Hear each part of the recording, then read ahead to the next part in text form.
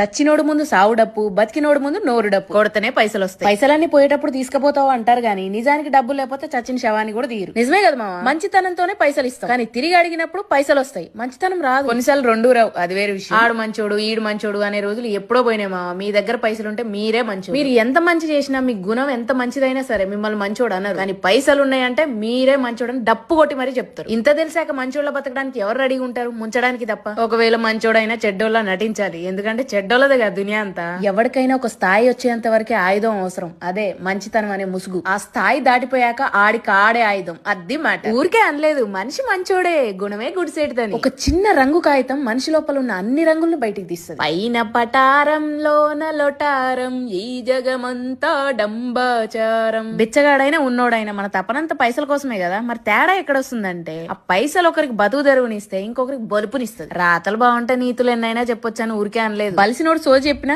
దగ్గరుండి చప్పట్లు కొడతారు, ఏమీ లేనోడు మంచి చెప్పినా సోదని చెప్పి పక్కెళ్ళిపోతారు. అలా తోకాలేని సమాజం అంటే ఇదే. నిజాన్ని 10 మంది కాదన్నారు అనుకో, అది అబద్ధం అయిపోద్ది. అదే అబద్ధాన్ని 10 మంది సమర్థిస్తే అదే నిజం అయిపోద్ది. మనమే మేధావులం అనుకోకండి మావోయ్. మన చుట్టూ ఉండే వాళ్ళు ఆస్కార్ కు నామినేట్ అయినా సరే వాళ్ళకి అది చాలా తక్కువ అయిపోద్ది. అంత గొప్ప నటీనటులు ఉన్నారు. టైం వస్తే కదా బయటకు వస్తారు. ఒక్క మాట, మనిషి బతకాలంటే కరెన్సీ ఉండాలి, కానీ మనిషిలా బతకాలంటే క్యారెక్టరే ఉండాలి. నిన్నటికి ఈ రోజుకి ఎంత సేవ్ చేసామని మనుషులు లెక్క పెడుతుంటే నిన్నటికి ఈ రోజుకి మన ఆయుష్ ఎంత తగ్గిందని దేవుడు లెక్కేస్తుంటాడంట. భగవత్